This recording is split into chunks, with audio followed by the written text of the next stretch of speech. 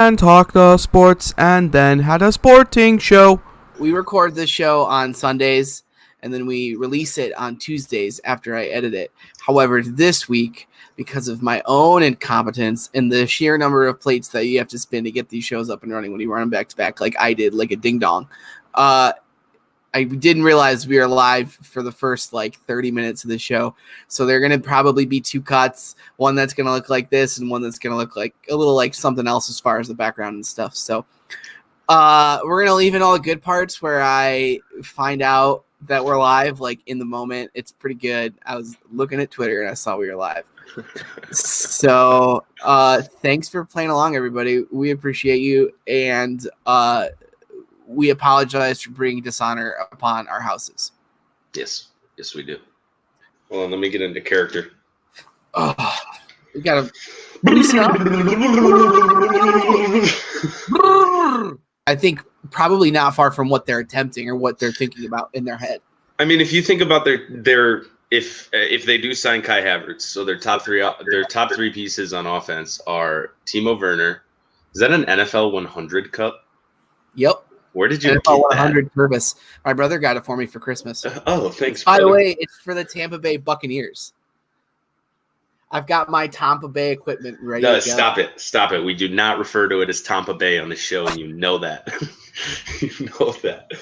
But anyways, back to why is that? Because this is a Tampa Brady show. Hey, you like my shirt? Oh, nice. Yes, so we're both going with non-Detroit team accessories today. Yes, well, you got to sometimes. It's if you went all Detroit all the time, you would be in a shell of depression. It's the treacherous Fan2Fan. The treacherous. So we've gone from handsome to chaos to now we're treacherous. Yeah, I have a lot for over-unders today. I have. So do I. I've been doing it basically since 1:30. I've just been on YouTube and reading and. Good. We can go long. You want to just go long on over unders today? We'll just do whatever we can get out of it. One thing I noticed when I was doing these versus last week when we did the NFC over unders, I pretty much had even numbers for over and under. And on the AFC, I had on my first kind of cut 11 overs and 5 unders, which seems unlikely. So there might be a few here where I think that you could probably turn me around where I'm open to hearing arguments. But I mean, seriously, I've gone over these numbers and there are a bunch of kind of middle of the pack teams that I, for some reason, all think could win 10 games this year. And some of them will and some of them won't.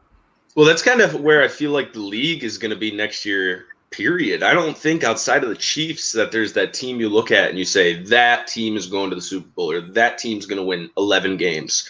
Now, there's plenty of teams that could win 11 games, but most of those teams that have the potential to win 11 games also have the potential to bottom out at 6 games.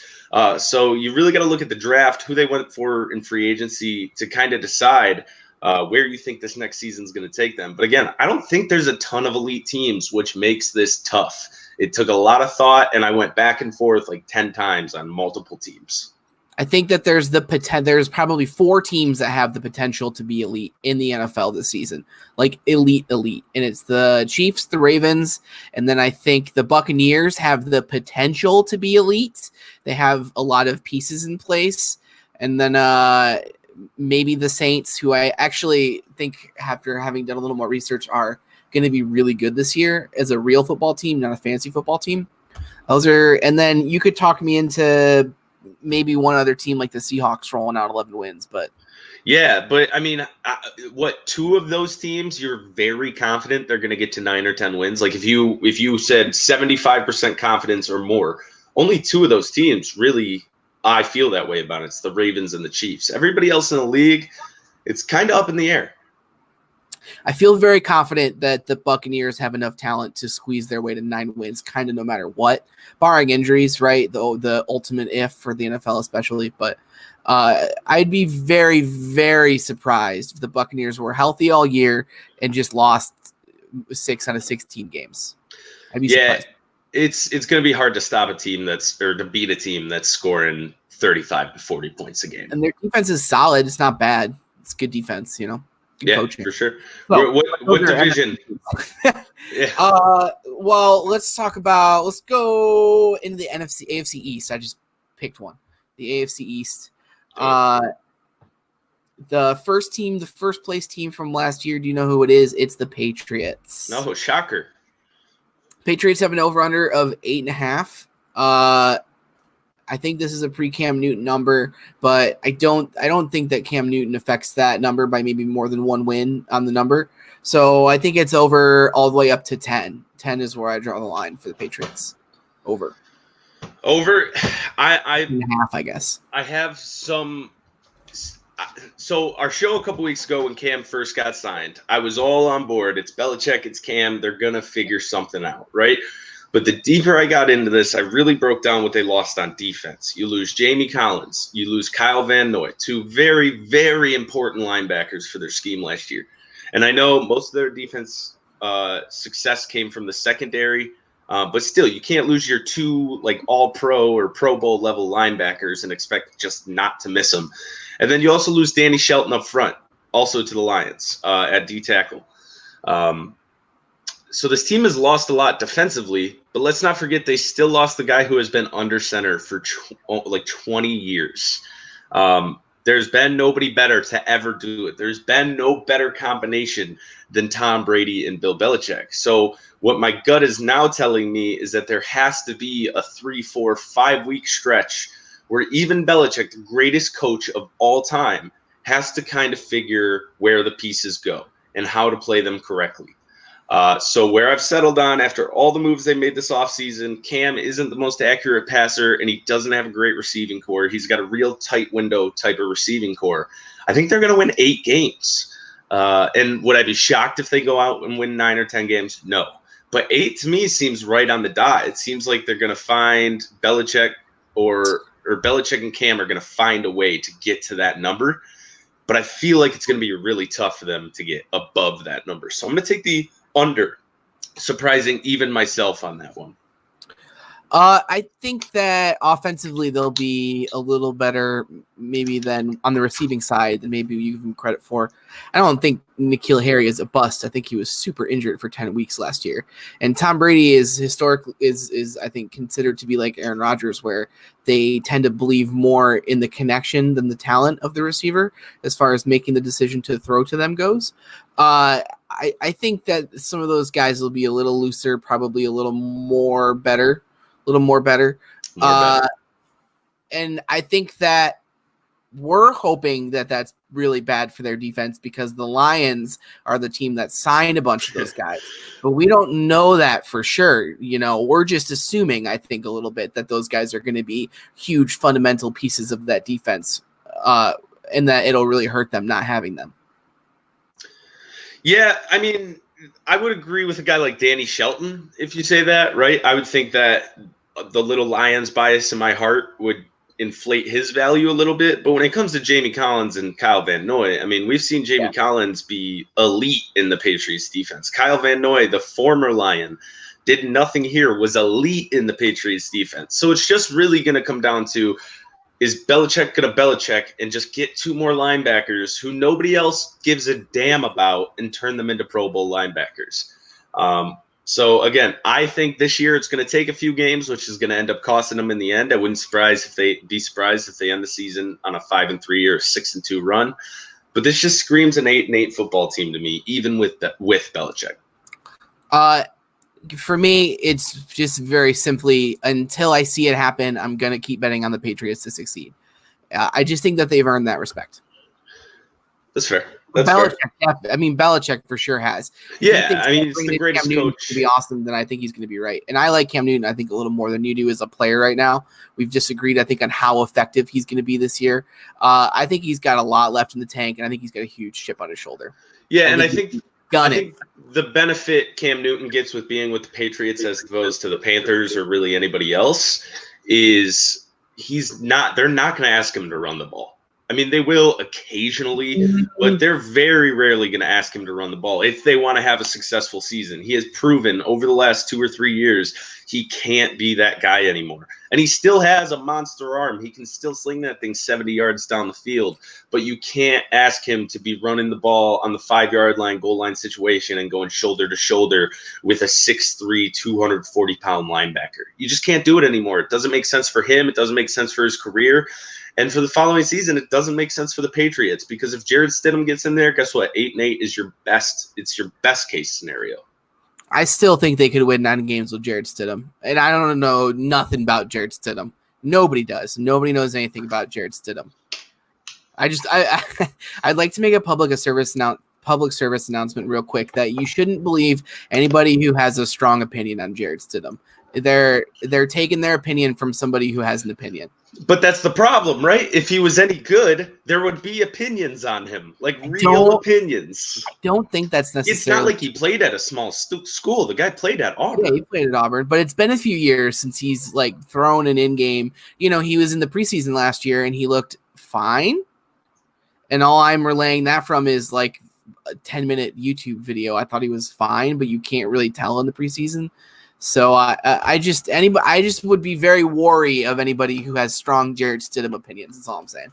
Yeah, I just don't want to fall for the Matt Castle line, right? They won 10 games when Brady tore his ACL. Well, guess what? That roster was 3 times better than the current roster. They lost their 2 best linebackers, their best D tackle, and their best safety on defense. They lost the greatest quarterback of all time. They lost their number 3 receiver in Dorsett. Like, there's a lot this team has lost. And even with the greatest coach of all time, I don't know how you're going to make up for it. Who did the Patriots draft in the first and the second round? Do you have both in front of you? They didn't have a pick in the first round, and then they took that defensive back out of I can't even remember what the school was, the super small school. Kyle Duggar is his name. And then the Michigan product, Josh Uche, who, again, could be that linebacker that they get that turns into something special with the 28th pick in the second round. So then they go back-to-back linebacker in rounds 2 and 3. So they're doing they're picking what they've lost, but I'm not going to just assume that Belichick can just sprinkle fairy dust on a guy and turn him into an all-pro D-back or an all-pro linebacker. That reminds me of like the old Chappelle joke about cops like sprinkling cocaine on people after they die or whatever. I don't know why it made me think of that. It just did. The Buffalo Bills. Let's move on. There are plenty of national people who are going to talk about the Patriots all year. Yes, I agree. Bills 9. Over all day. This is one of the ones where it's like, am I going to have 11 overs? Yes, because I think the Bills are really fucking good. Yeah, dude, I'm like all the way bought in on the Bills. Yeah. You add Stephon Diggs, who is maybe the best true deep threat in the league. The dude can just flat out go get it. Yeah. And you give him maybe the second or third biggest arm in the league, a guy who can just launch it as far as he wants, and pretty much he's like a better passer on passes 60 yards down the field than he is on passes 15 yards down the field. He's an absolute monster on the deep ball. If Josh Allen gets even 15% better, this team is a Super Bowl contender, right?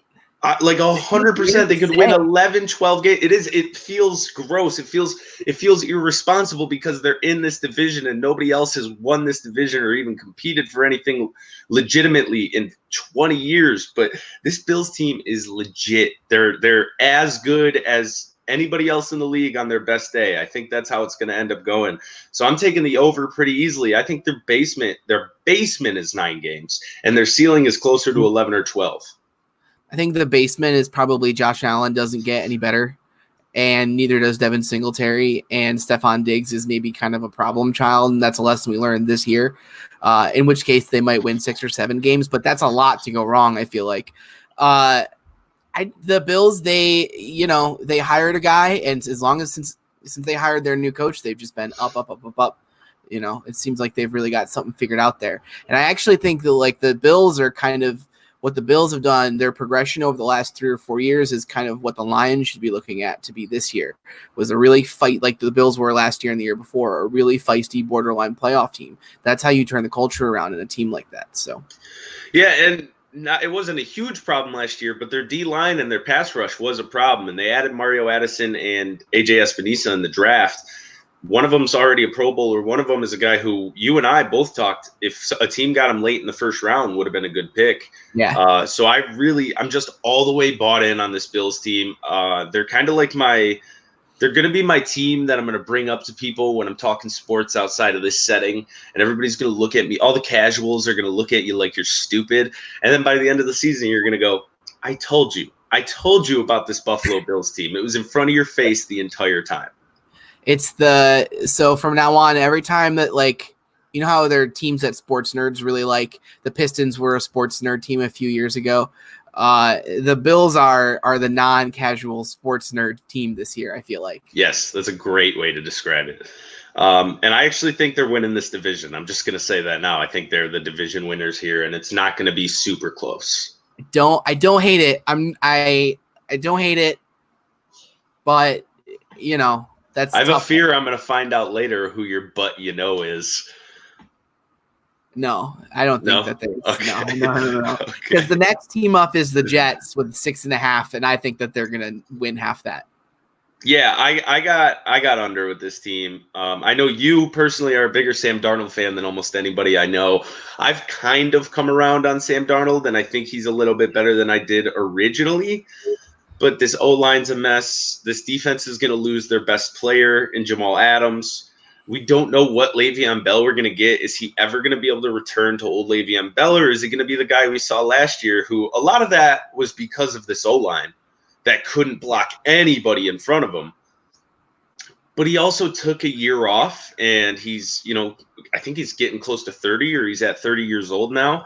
And I don't think we're ever going to see the same guy. So I'm going to go under. And the only way for them to get close to that 6-7 win number is if Denzel Mims comes in and can be like great right off the bat.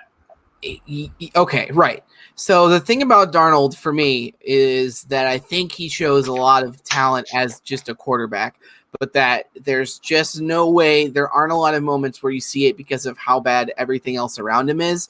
And they drafted Mekhi Becton with the 11th pick, who you and I agreed was either the 1A or the 1B offensive lineman in this draft. Yep. There's no receivers still. Le'Veon, I think Le'Veon has become a little underrated almost, but is obviously in a situation where his coach didn't want him or his GM didn't want him, and they paid him a bunch of money and then fired the guy who did want him.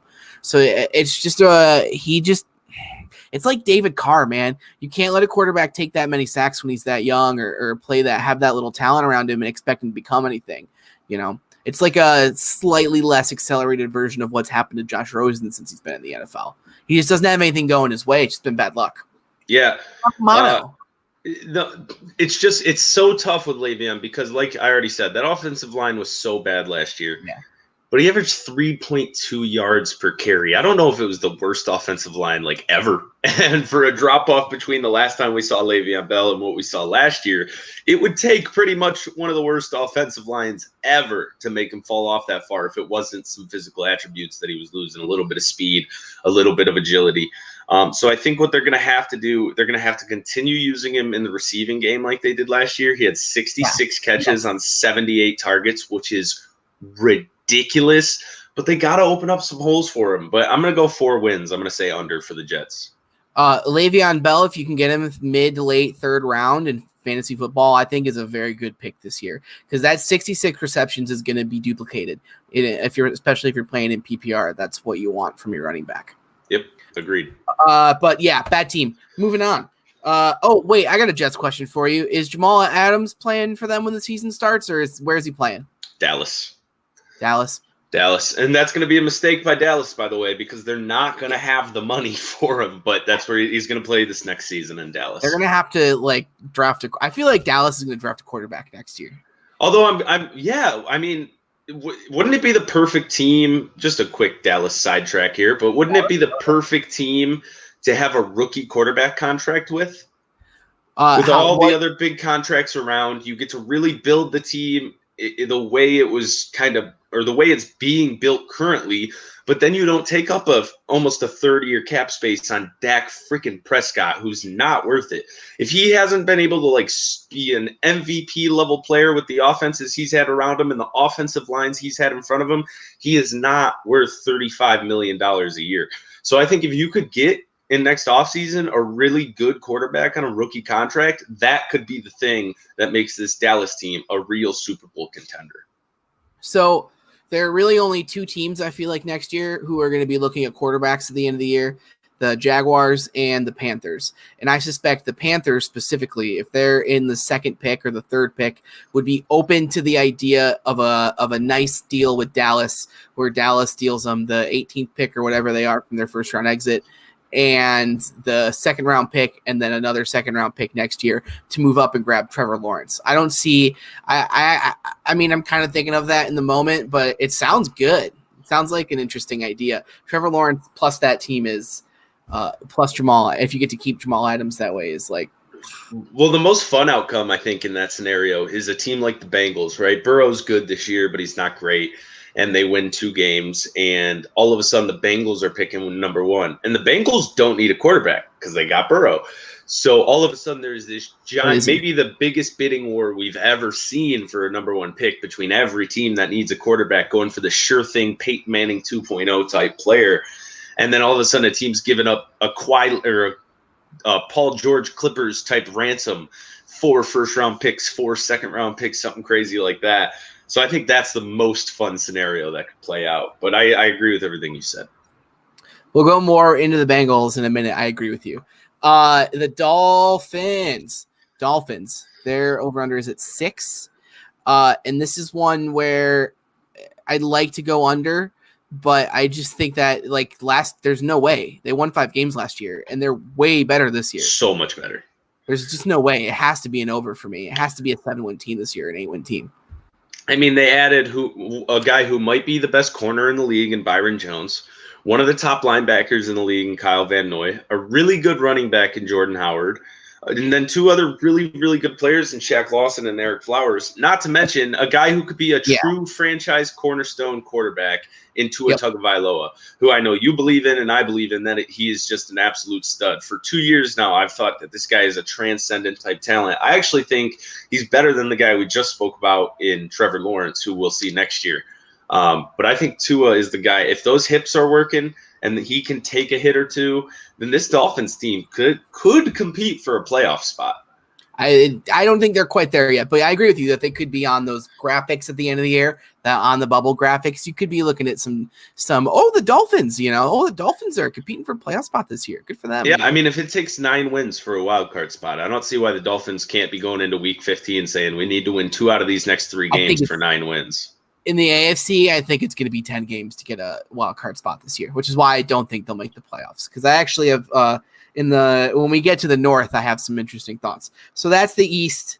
Well, real quick, I want to ask you about Tua. Yeah. What do you think we get out of him this year? Is he offensive rookie of the year candidate? Is he going to are they going to sit him for a few games to try to really make sure that hip is right?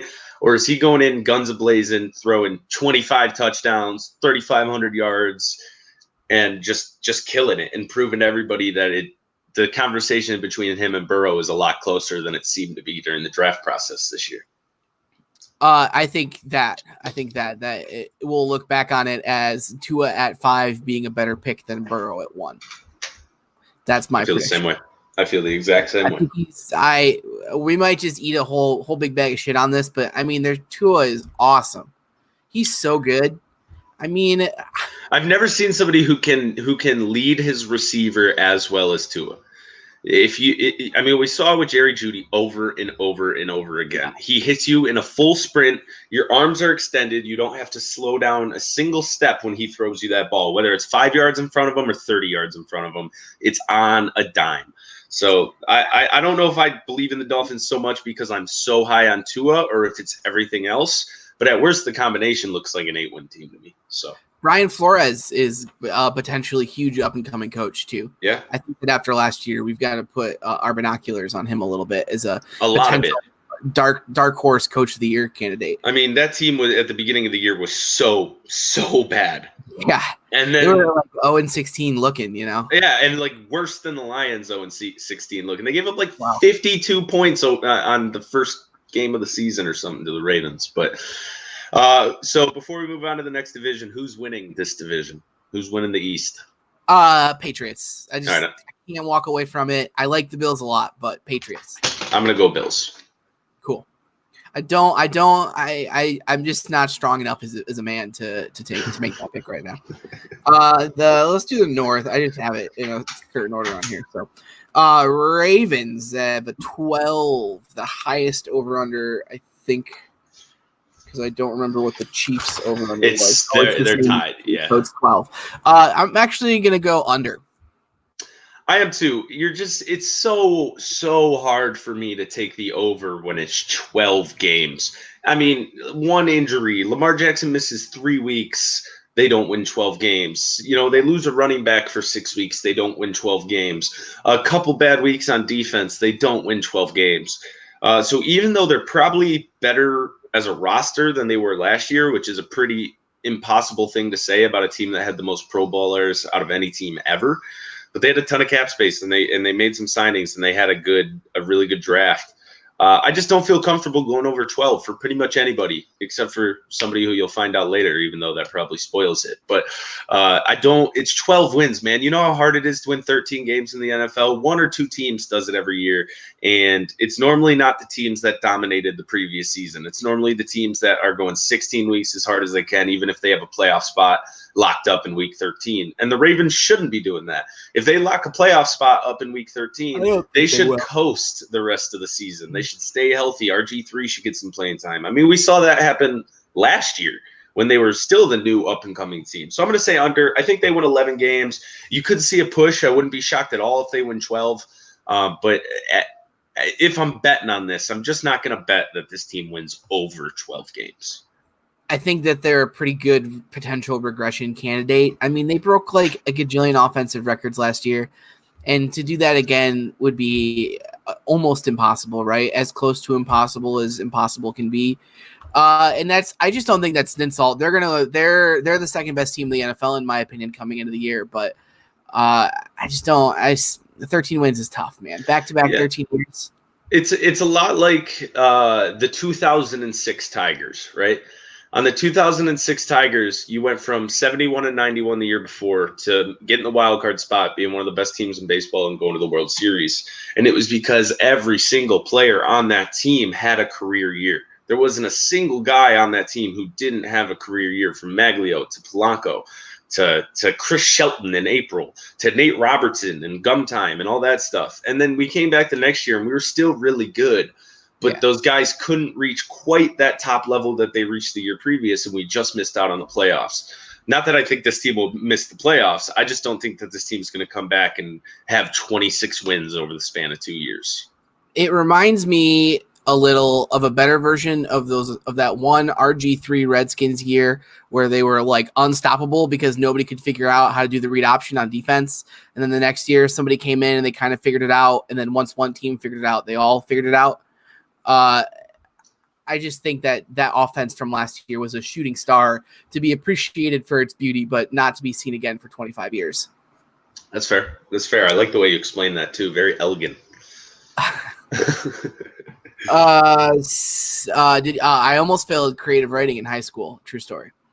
Steelers have a 9 over under. I'm going over.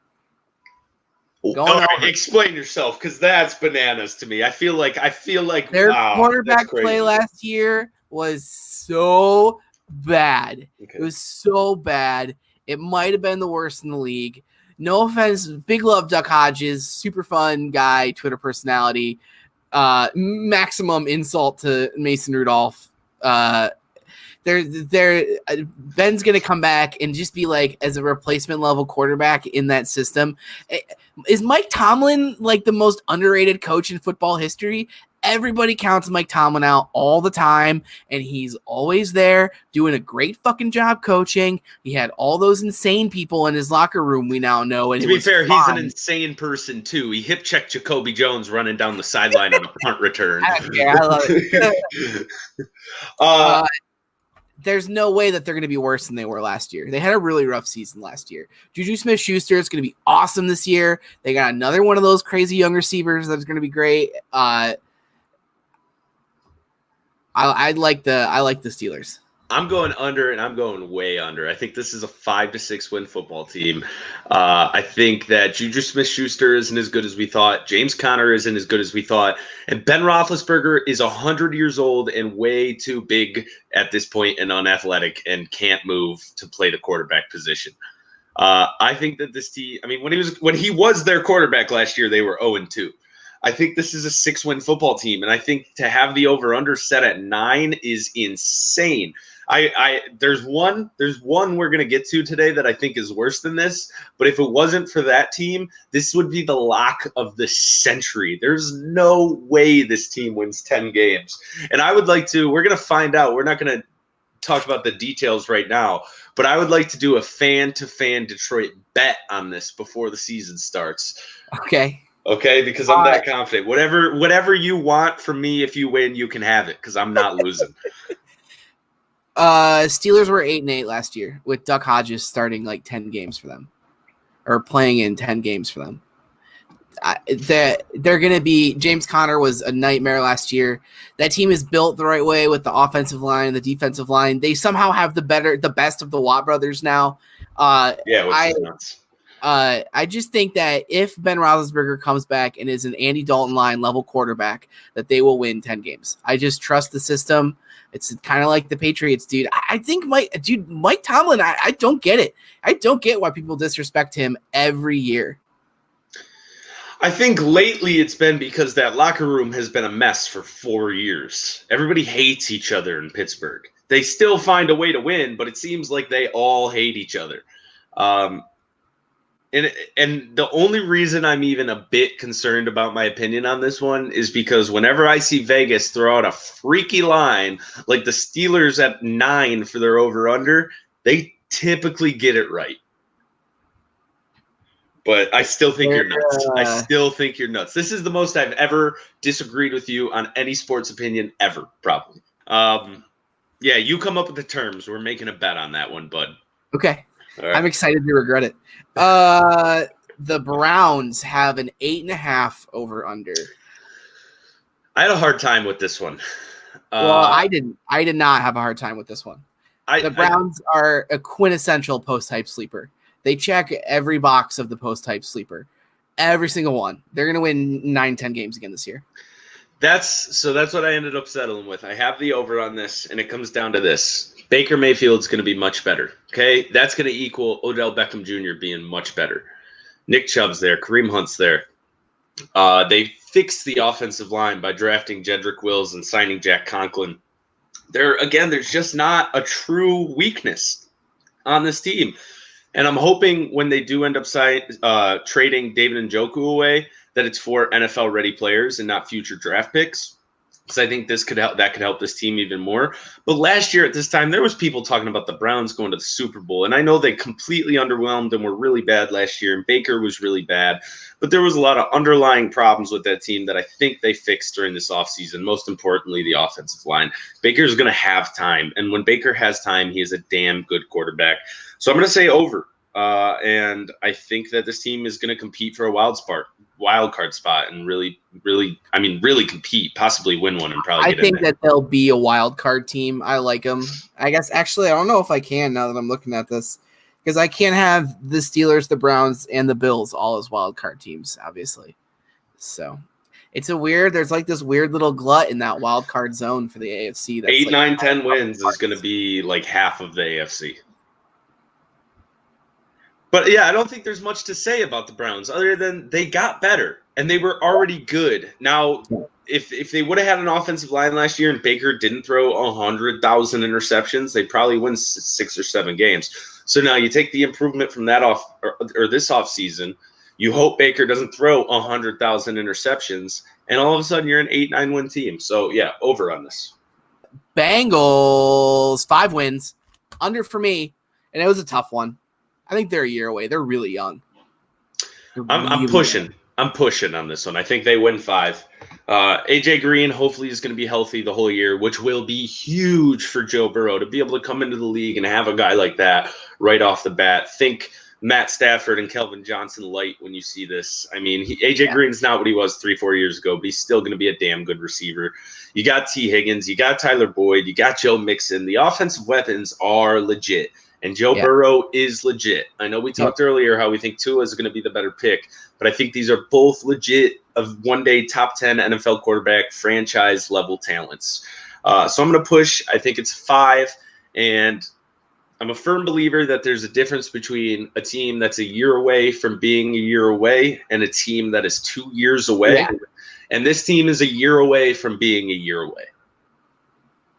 Yeah, okay. I was taking a look at their roster, and on offense, there's only like 2 guys who have been in the league for more than 5 years, and it's AJ Green, who's been injured for 2 years, basically, and then Gio Bernard or Joe Mixon, one of the 2 of them. So, and that's including like the offensive line. There's like 1 guy on defense. They're just super young. They're really, really young. Their coach is young. Their quarterback is young. They're going to have the results of youth, which is, I think, generally kind of failure. But they're a year away from being a year away, you know? Mm-hmm. And I'm going to watch them. I'm going to watch them a lot this year. I think they're going to be fun. I think they're going to be really fun. Yes, great red zone team. Ravens, Bengals. Oh, okay. Pause. My nose is going like crazy, and I think it's my mustache hairs going into my nose, so I just need to go take care of that quickly. Okay.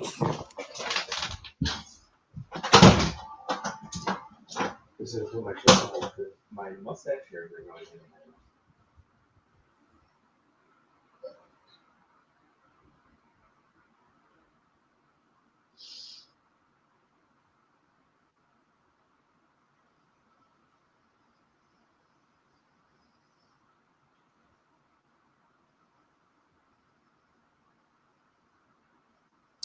Oh, shit.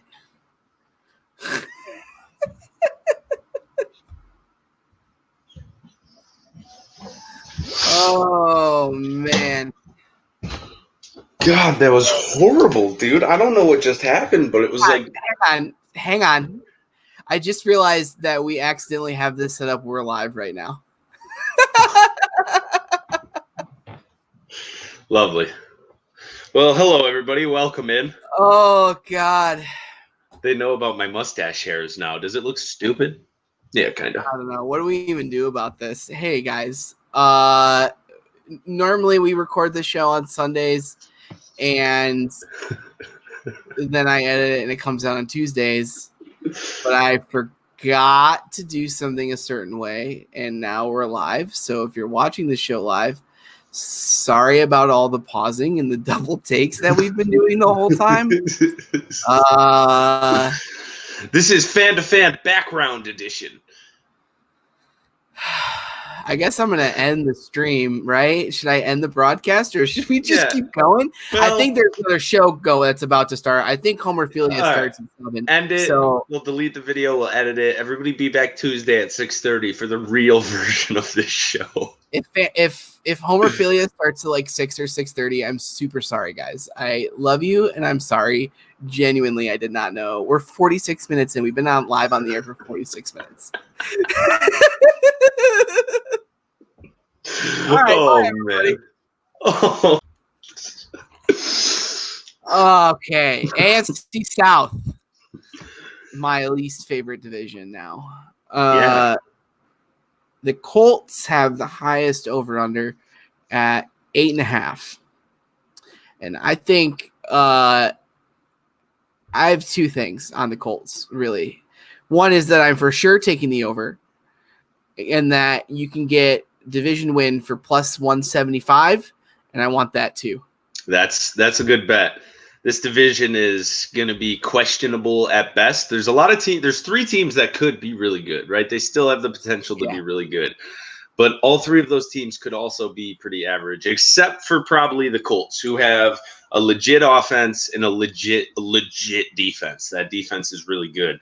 I think what their season is going to come down to is how far down the mountain on his way to riding off into the sunset with his 100 kids is Phillip Rivers.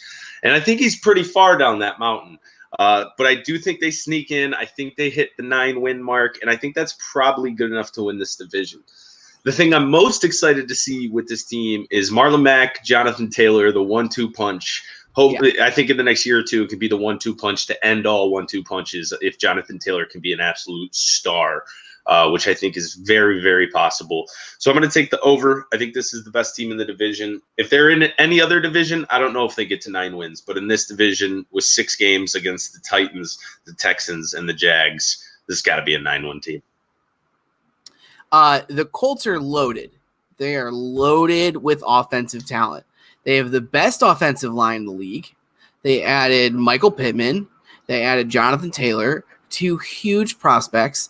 There's a bunch of statistics about how Jacoby Brissett's hit by and sack numbers were some of the lowest in the league. And those numbers are actually even combined with Jacoby Brissett having the longest hold time on the football of almost any quarterback in the NFL. So you combine that with Phillip Rivers, who is still putting up 4,300 yards last year, in a pretty dismal Chargers situation, team, system, culture, the whole thing. I love the Colts this year. They added I think they added Xavier Rhodes to go with Rock Ya-Sin, who's one of the, I think, best up-and-coming corners. They're awesome. They have no weaknesses, in my opinion. Talk about a no-weakness team.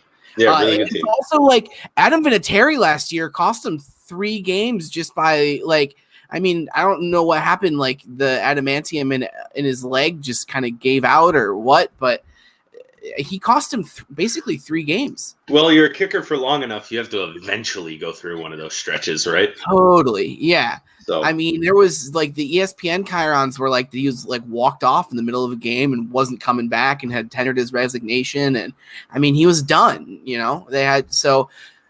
I love the Colts. I love the Colts to win this division. I love the Colts to make some noise in the playoffs. I love the Colts to hit their over of 8.5. It seems pretty locked into me. Yeah, and I didn't know that stat about Jacoby Brissett and the amount of time he's had in the pocket, and that just helps Mack and Taylor too. So, yeah, over 9, this one also seems pretty easy to me. Or over 8.5. Yeah. The Titans are also an 8.5 over under. And I got to say, this is a tough one for me. This is one that I have the over for, but I think you could convince me they only win 8 games. Yeah, I have the under for the Titans. A lot of people are going to buy into this 8-game stretch of Derrick Henry, which was perhaps the best 8-game stretch we've ever seen out of a running back. This 8-game stretch from Ryan Tannehill, which is the first time we've seen him be anywhere near a competent quarterback in the NFL. And I think they're just kind of like America's little underdog golden child right now. And what happened with them last year is nobody was ready for him. Nobody looked at the Titans and saw Ryan Tannehill and was like, this is the week we need to show up. But guess what? This year, they have the target on their back the whole season. Are they going to be a decent team? Yeah, the defense is good. The offense is at least decent. Even if Tannehill takes a step back, the offense is decent. But I think this is a 7-8 win football team. And I don't see them really competing for a playoff spot. And I just don't know how Derrick Henry can repeat what he did last year. Kind of, in my opinion, like how the Lions had the year from hell, the Titans had the year from heaven. They got 100% out of that team. They just had the perfect, best possible 100 percentile season that they had. And I don't think that they'll have that this year. Yep, I feel the same way. Don't love Derrick Henry as a top 5 pick in fantasy football. I would stay away from that. I don't like anybody who's had that many touches over the last 2 years going that high at the running back position. It's just the risk is there. I mean, we've seen how it works with the amount of carries and how likely you are to get injured. It's like getting every 20 carries is like being in a car crash at 35 miles an hour. It's rough on your body. When LaDainian Tomlinson retired. They said his body had been through like the equivalent of like 6,000 car crashes. So it's the running back position is not easy. It's the hardest position in football to stay healthy at. And even if he is healthy, there's going to be fatigue. There's going to be, I'm going on 850 carries over the last 3 years. So they're going to take a step back. I'm not saying they're not on the right track once they eventually, either next year or the following year, decide to replace Tannehill because they realize he's not good and he's not worth, $28 million a year or something crazy like that. But yeah, I see 7 wins for this football team. Every year in the NFL, I think there's always, like every year, 2 or 3 teams who made the playoffs who don't make the playoffs. And it's really hard to like kind of predict what team that could be. But I think the Titans could be that team that takes it. I'm talking myself into the under on this, actually. I think I'm talking myself into it. So that'll give me a slightly more reasonable set of over-unders. Yeah. So I'm actually going to take the under on this. I'm going to change my mind. I just don't think that there's any way that they're better than they were last year. Exactly. It really is as simple as that. Yeah. Texans 7.5. I'd love to take the under here. I would love to do that, but nah. I'm taking the over. Deshaun Watson's too good. Yeah. To go under 500. Bill O'Brien is a good football coach. Yeah, he's not good at anything else, but he is at least a average to good football coach. I know you lost Nuke Hopkins. I know you got David Johnson back, who's probably not, or we know is not the David Johnson of old, but he still can be a good, serviceable to really good NFL running back who can catch balls out of the backfield, who can block. He can do it all. He is an all-around running back. And let's not act like this team doesn't still have talent at the wide receiver position. They have Kiki Kuti. They signed Randall Cobb. They have Will Fuller. If Will Fuller can stay healthy, he is a dominant wide receiver. And I know we haven't seen him stay healthy yet, but if we can get 12 games out of Will Fuller, he's probably a 8,000-9,000 yard receiving yards guy. He's that good when healthy. Yeah. I'll say this about Will Fuller. I am not drafting him in fantasy football. Have you seen where he's going? I know you've done more mock drafts than me. I mean, I think he's still kind of like an 8th, 9th round kind of guy. You kind of got to pick him as your flex, basically, if you want a chance of getting him. And I'd probably take a risk. I'd probably do it. He's going to be the number 1 option for one of the best quarterbacks in football. Sure, for like 6 games. That's the fear, right? I think that the Texans they're just one of those teams that they're kind of like the Pistons. They're kind of stuck as like the number 8 team in the East, but for football. You know, they're kind of stuck in that worst wild card game of the year type team. And I think, honestly, where I'm at with it is that eventually you got to look at the defense and go, is this worth it? Is what's going on here worth the fact that our defense misses 100 games combined between the players every year? Yeah, if this team on both sides of the ball really could just find a way to stay moderately healthy, the last few years they would have been one of the best teams in football every year. And now this year they're going to have to work harder for that than even just staying healthy because they have lost some talent. But again, I think Deshaun Watson is just that good. I think he'll get them to 8 wins minimum, probably 9. And then we'll either see them lose out on the wild card by a game or lose in the first round of the playoffs. But Deshaun Watson being in Houston is like the ultimate sad story of the NFL, because if the Bears would have just made the right call and taken him, he'd be competing for Super Bowls every year right now. But yeah, I'm going to go over. I just don't feel comfortable putting the under with a quarterback like this. Mm-hmm. You eating something raunchy over there, bud? Huh?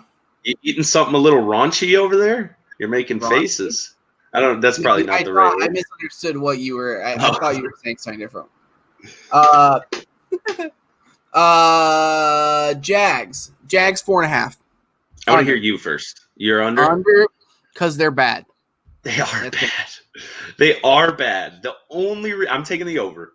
And the only reason is because I think you can sneak 2, maybe 3 wins out of this division. I don't think this is going to be a division where teams are going. There's a team that goes 6-0 within the division or anything like that.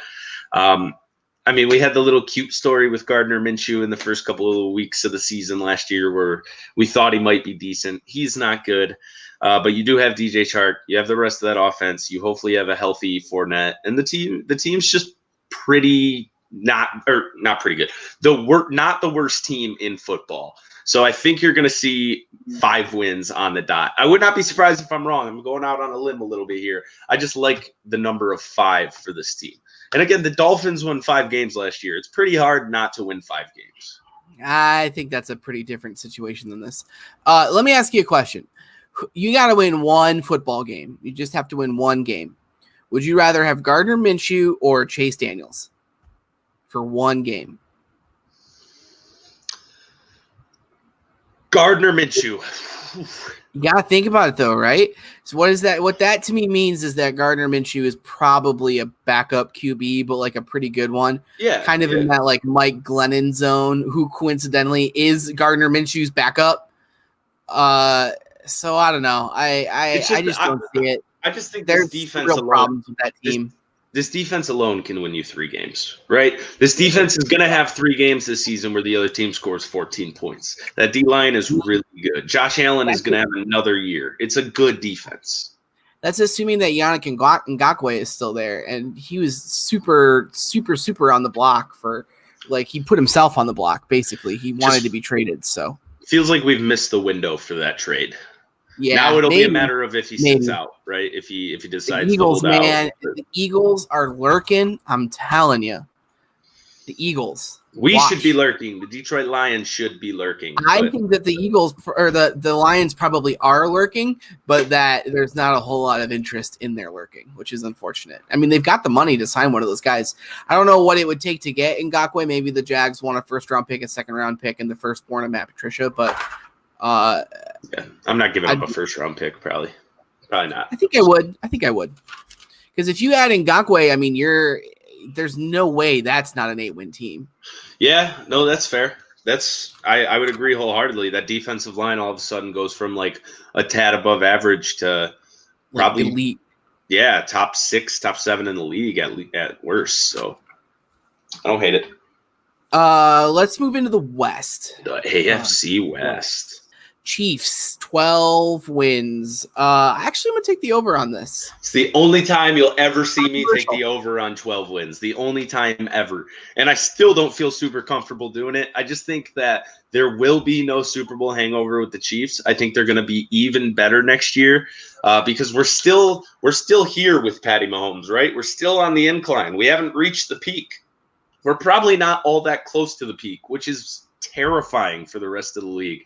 But this team, if healthy, should win 13 games about as easily as anybody has ever won 13 games.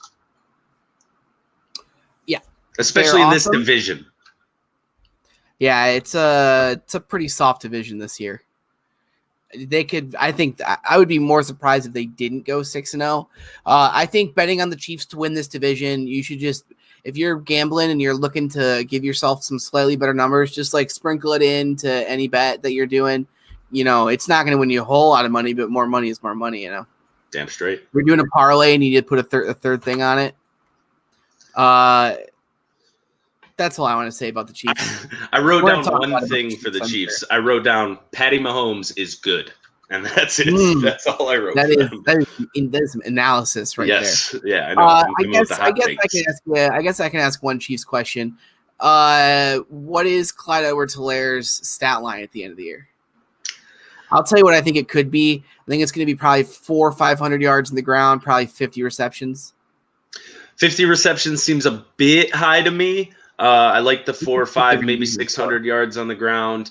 Yeah, but even if they use him in that way, 50 feels a little high just for the rookie running back who's going to be splitting in some form or fashion. But I think you're close there. I think 30, 40 receptions, 400 to 600 yards on the ground. When they are using him, he'll be effective because you can't defend the run against the Chiefs. I'm guessing Hilaire is also going to be like a first round pick in dynasty fantasy leagues as well. And it's probably not a bad pick, especially if he's going to be there for 5 years. Yeah, you're going to get some value out of that. For sure. It might be a good pick this year. Depends on where you get him. He's going pretty high. Raiders 7. I'm taking the under on the newly Las Vegas Raiders. If they want to go over, Henry Ruggs needs to be Tyreek Hill. I think Josh Jacobs really good. I think we'll see Derek Carr take another step back after 3 straight years of him taking a step back every year. And no matter how much they kind of competed above expectations last year, I will not believe in John Gruden as a modern day NFL head coach until he does something of value that's not 8 wins. I'm taking the over. I think that it's an 8-win team. They were sneaky good last year. Josh Jacobs was a rookie. Part of, I think, what made Derek Carr look so bad last year was that they had a lot riding on Antonio Brown, right? That was kind of going to be the thing. And so every receiver gets moved up a slot. And I don't know if I think that any of those guys were really any good. And I think that's why we saw the pick that we did from the Raiders this year. It's a good pick. Great pick. I'll tell you something else that I like too is they are plus 320 to make the playoffs. And I don't hate that. Intrigued by that. Those are some good odds. Because I think that John Gruden has turned the now Las Vegas Raiders into we're the underdog. I think that John Gruden's strategy this year is going to kind of reflect 2012 Donald Trump campaign strategy, where it's we're the underdog, we're the underdog, we're the underdog. Nobody believes in us. Everybody's against me. That kind of stuff. I think he's going to do that all year, and I think that it'll work. I think that they'll be better than they were last year, and they were good last year. They were competitive. Yeah, well, since you compared it to the Trump campaign, I'm definitely taking the under. Well, full under. Do I have to couch that? Do I have to now, because of the way things are, be like, I'm not a fan, I'm just making a metaphor? No, I think we've made good. it very clear without going too deep into it, our opinions on this show. Yeah, So, okay. I would hope that people who listen to the show wouldn't just assume that I'm. Anyway, one of the sure. Let's move on. Yeah, I'm not digging the hole bigger. Chargers 8.5. Remember earlier when I told you that there was the crazy over-under that we're going to get to later? This is the one. This is not a 9-win football team. This is not an 8-win football team. And guess what? This sure as hell ain't even a 7-win football team. Because you want to know exactly how this season is going to go, Tyrod Taylor is going to start opening day. Okay? And then just like the last 3 stops or the 2 stops before this for Tyrod Taylor, he's going to get 4 weeks, and he's going to be decent as hell. He's going to be the definition of decent. And then all of a sudden fans are going to start going, yeah, but I want Herbert. We're 1-3. I want Herbert. We're 1-4 or 2-3. And then just like he did to Baker Mayfield and just like he did to fucking Nate Peterman, Tyrod Taylor is going to lose that job. Except this time the rookie quarterback's going to come in and he's not going to be that good because Justin Herbert just isn't that good. Wow. He might eventually be good. He has a decently high ceiling. He will be better than Peterman. He has a decently high ceiling, but he is not ready, especially from an accuracy standpoint, to stand under center and deal with the pressure of an NFL game. I think this is a 5-win football team. I think they're going to be picking in the top 5 in the draft this year. I agree that it's a fishy line, and I agree that it's a 5-win football team. I agree with all of your analysis. Take Austin Eckler in fantasy, especially if it's PPR, because he's going to get, 60, 70 receptions, I think. They're going to be dumping the ball off all over the place. Mm-hmm. Not a whole ton of skill position talent, really. Defenses, they got Bosa, that's you cool. have a Bosa, so you'll at least be halfway decent, but yeah, but that's just one guy, and he's rushing the passer, and as we saw with Trey Flowers last year, if you don't have anybody else around you can rush the passer. It doesn't matter how good you are. Not a good team, really weird line, don't know what they see. Home field for the Chargers too, by the way, which is I'm surprised that Vegas of all places doesn't take that into effect.